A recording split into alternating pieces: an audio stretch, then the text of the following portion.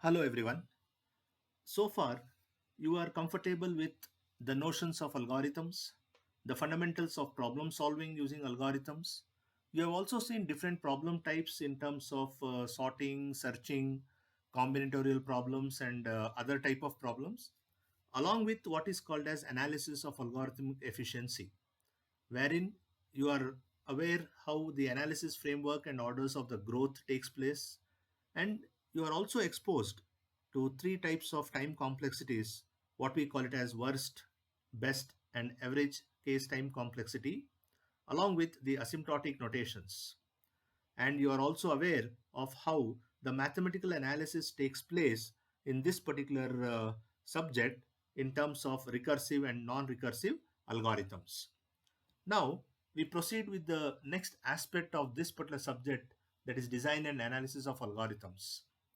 Now, so far, even though we were exposed to algorithmic efficiency, now that particular aspect covered only the analysis part. Now, the design part is altogether a different ball game. And as and when we proceed with the design part, we will also involve the analysis of each and every design technique that we are going to look into. But before we proceed, I have a $1 million question. As a matter of fact, I have two questions. Of course, the second question will come to you after some time. The first and the foremost question that comes in my mind is, what is actually this algorithm design all about? Right now, just try to recollect. It's just a recollection that algorithm is actually a series of instructions. Right, we often refer it as a process, and we follow this particular process to a very large extent while we make an attempt to solve a problem, while technically not restricted by the definition. What I told you just now about the algorithm, and you are also aware, the word algorithm is almost invariably associated with computers. That's what I feel personally, because computer processed algorithms can tackle much larger problems than human much more quickly. Since modern computing uses algorithms much more frequently than at any other point in human history, a field has grown up around their design, analysis, and refinement. I personally feel the field of algorithm design requires a strong mathematical background, with computer science degrees being particularly sought after qualifications across the globe. I personally feel that it offers a growing number of highly compensated career options, as the need for as algorithms continues to increase, thereby having more and more sophisticated algorithms coming in your way. And if I slightly twist this particular question, what is there in front of you on the screen? What is algorithm design? My next question is how to design algorithms. Now, designing the right algorithm for a given application, I don't say it is an impossible job, but actually it is a very difficult job. The reason is it requires a major creative act, taking a problem and pulling a solution from it. Now, this is much more difficult, as a matter of fact, than taking somebody else's idea and modifying it to make it a little bit better. In fact, I am personally against of this particular statement that you will end up taking somebody else's idea and try to solve the problem. You should come out with your own algorithm to tackle the problems that are existing. The space of choice you can make in algorithm design is enormous, enough to leave you plenty of freedom to hang yourself actually. Now, giving you a brief about what is this algorithm design and how to design algorithms, right? There are quite good number of design techniques that are available in the field of design and analysis of algorithms. Some of the techniques are divide and conquer, greedy method, dynamic programming, decrease and conquer, transform and conquer, backtracking, branch and bound, linear programming, and couple of more. You will see a couple of these design techniques as and when we proceed in our session in our videos. Now, even though we do certain design techniques as a part of our academic curriculum, but let me be very honest with you, right? And the honesty is, for you being a successful algorithm designer, let me tell you that you have to come out of your comfort zone. You have to go beyond academic knowledge You have to go beyond your so-called textbooks, reference books knowledge. You know why? I feel that in order to become a successful algorithm designer, apart from all technical knowledge that you have, you need a certain attitude. A right attitude, a right approach will definitely make you a very good thinker of algorithms. And apart from certain attitude or the right attitude, the right problem solving approach is equally important. And let me tell you very honestly, the attitude part and the right problem solving approach part is extremely difficult to teach this sort of mindset, not only from me or not only by me. As a matter of fact, any good teacher, for him or her, it is difficult to teach this mindset. The key to the algorithm design, or as a matter of fact, any other problem solving task, is to proceed by asking yourself a series of questions. Something like, what if things goes wrong? What if my program will not work? What if we do this? What if we do that? What is going to happen if I get stuck with my problem? My program goes to an infinite loop, and all these things. So basically, different types of design techniques that are available in this particular field, right, will over a period of time you'll be able to have grip on these design techniques, and it will help you to come out with all type of problems or doubts that you are having in your mind. Now with this background, let us proceed with the first design technique, and that is called as divide and conquer. Right, now before I proceed to the design technique and cover the technical aspect of this, let me take back you to the history. If you go back couple of years back, or probably to your just imagine that you are back to the school and you are sitting in your what should I say, second standard or third standard, and listening to your sir or teacher or madam teaching you or telling you about history, right? Now you might be wondering that what is this sort of history doing in the middle of the algorithm class. But I don't do anything without any reason, actually. The reason why I'm taking back you to the history is, just try to recollect, when Britishers actually came to India. They saw a country with different religions living in harmony, hardworking but naive citizens, unity in diversity, and they actually found it extremely difficult to establish their empire, right? And hence, the one of the simple philosophy that Britishers followed or adopted was the concept of divide and rule, where the population of India was collectively a one big problem for them. So what they did is they divided the problem into smaller problems, right? By instigating rivalries between the local kings, right? Rivalries between the community, making them stand against each other. And you know what? These type of strategies that Britishers adopted worked very well for them. Well, actually, that was a history and a socio-political policy, the divide and rule. But the idea here is, in this particular module, if we can somehow divide a problem into smaller sub-problems, right, it becomes easier to eventually solve, the whole problem. So, as a matter of fact, divide and conquer is an algorithmic pattern, okay, where we make an attempt to divide a problem into smaller subproblems. Now, this is what we are going to have a brief coverage in this particular module. We are going to have a look at introduction part. Of course, to some extent I have already given. We are going to look into the most important aspect of this module, that is recurrence and master theorem. We will expose certain applications which involves or which revolves around divide and conquer, like two sorting techniques and one search technique. The binary search you have already seen in your lower semester classes.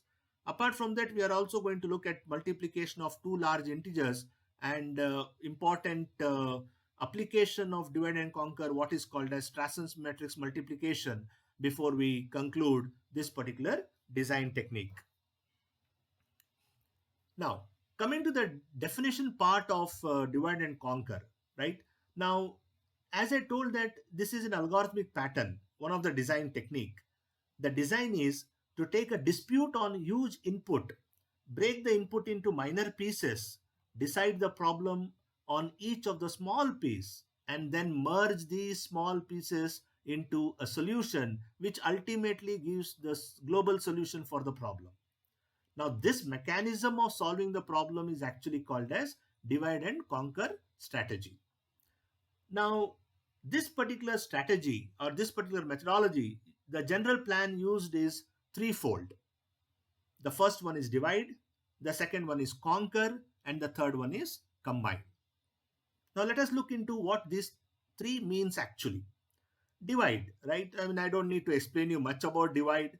Break the given problem into sub-problem of the same type. Now, this step involves breaking the problem into smaller sub-problems where the smaller sub-problems actually represent a part of your original problem. Now, this particular step generally takes a recursive approach to divide the problem until no more sub-problem is further divisible. Now, that's the beauty of it. You have to keep on dividing the original problem to such an extent, because I have seen people asking, sir, how long we should divide? You should actually keep on dividing the problem till further you cannot divide at any cost and you are forced to stop the division. Now, once that happens, right, at that stage, subproblems actually become atomic in nature, but still they represent some part of the actual problem. Now, that is the meaning of divide. Now, let us see what is conquer. Now, recursively, you solve these subproblems. Once in the first stage of divide, you get the large problem divided into subproblems. In the second stage, you conquer it. Means what? You use the concept of recursion to solve these problems. Now, actually, in this particular conquer step, it receives a lot of smaller subproblems that needs to be solved. And at this level, the problems are considered to be solved on their own actually. Moving to the third part, that is combine, right? Appropriately combine the answers, right? Now, what it means is, right, see, you have divided the original problem into quite good number of subproblems. In the second step, conquer, you have solved the subproblems using the concept of recursion. Now, in the third step, you basically combine the answers, combine the solutions that you have got in the second step. Now, when the smaller subproblems are solved, this stage recursively combines them until they formulate a solution of the original problem. Listen carefully. I reiterate, when the smaller subproblems are solved, this stage recursively combines them until they formulate a solution of the original problem. And that is what we need actually. Now, this algorithmic approach works recursively, and conquer and merge steps works so close that they appear as one, right? Now, one of the points that you need to remember about this design technique or this method is this method usually allows us to reduce the time complexity by a very large extent. You have a look at your screen.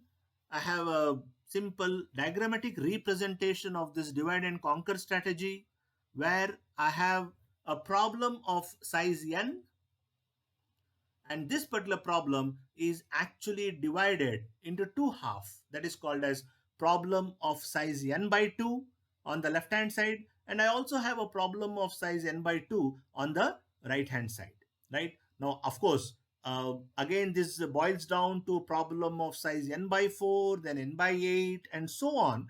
But only for the understanding point of view, for our simplicity, I have only given problem of size n by 2, right?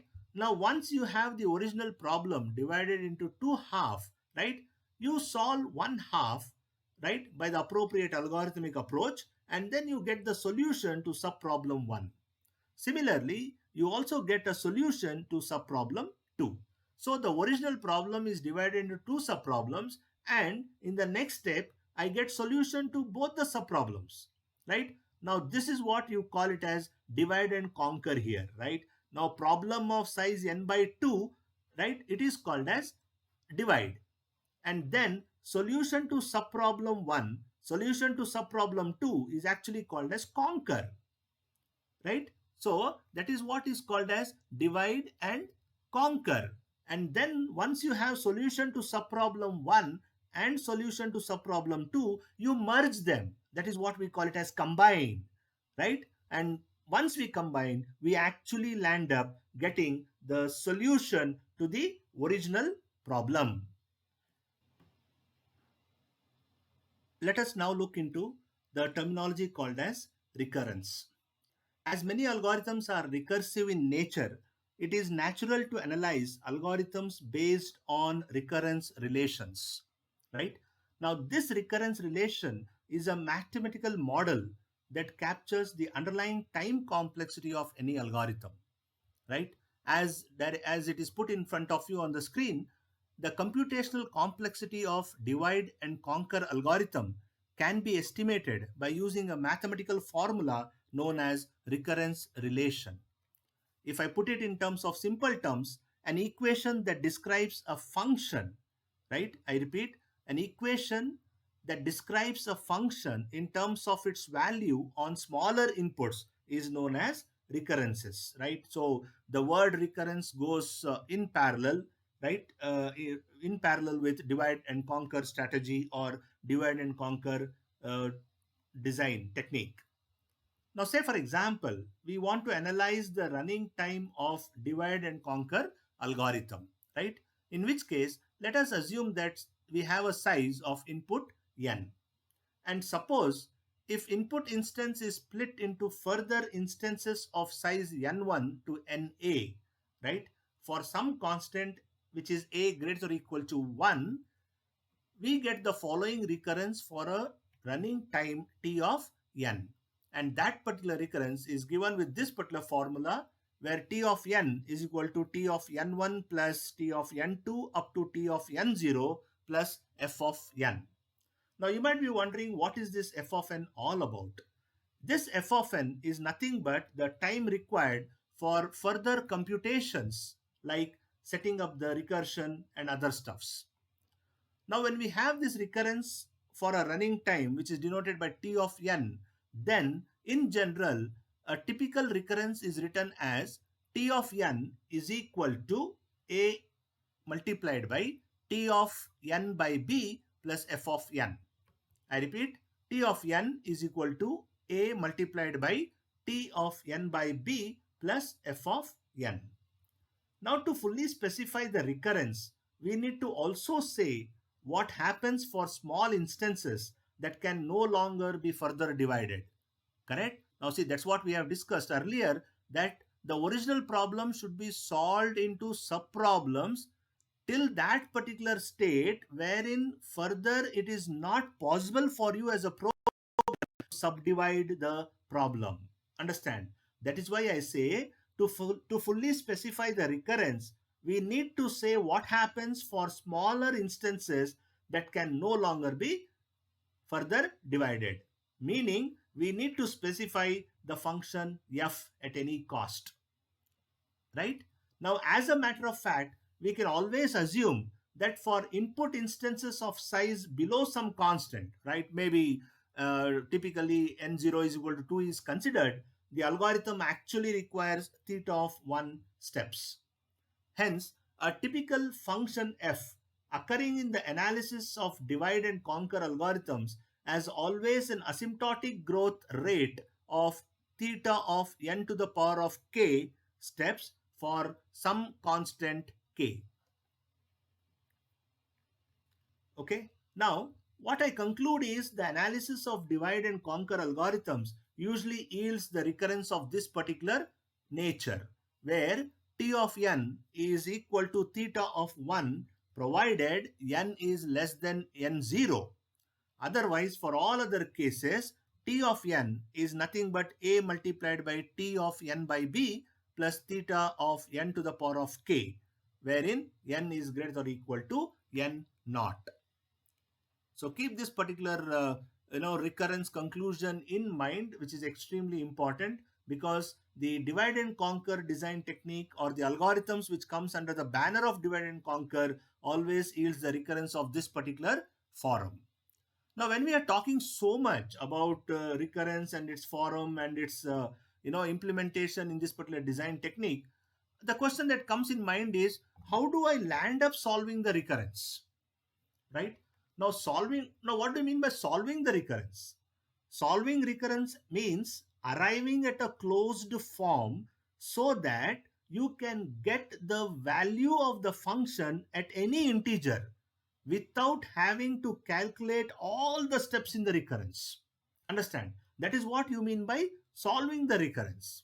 I repeat once again, solving recurrence means arriving at a particular forum, right? We normally say you close the loop. Arriving at a particular forum wherein it is you can get the value of function of any integer without having to put efforts to calculate all the steps in the recurrence. Understand?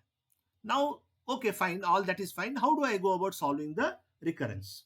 Let me tell you, in the vast world of algorithm, actually speaking, there are a couple of methods to solve the recurrence, out of which the first one is called as substitution method. We have one more called as iteration method. You have recursion tree method. You have Master's theorem, and you have change variable method. You have actually 5 different methods to solve the recurrence in the vast world of algorithms. But from the academic perspective, as of now, let us restrict our discussion to 2 methods: the substitution method, and one more is what is called as Master's theorem method. Now, what happens in substitution method is we simplify the function which is shown in equation 1. You remember this equation? So, we take this equation 1 as the base and we simplify this function, right, in substitution method further by replacing the theta, right? The theta is replaced by explicit constants called as C and D. And that's what you have: T of n is equal to C, and T of n is equal to n by 2 and n by 2 plus D of n, right? Where both C and D are constants which are being used. We first assume that n is the power of 2, okay? And once we assume that n is the power of 2, we just keep on substituting, right? And the substitution and the execution part goes like this.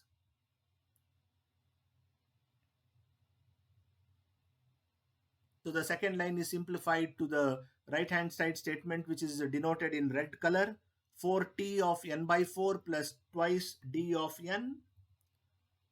And similarly, I get the next step, which is again denoted on the right hand side. And if I keep on doing this, I get a general term for t of n, which is nothing but 2 to the power of k multiplied by t of something plus k d n, right? And we also know that 2 to the power of k is nothing but n. So the expression gets simplified more further, right? And then finally what happens? I get the t of n as theta of n log n, right? Now this is what is called as solving the recurrence by substitution method.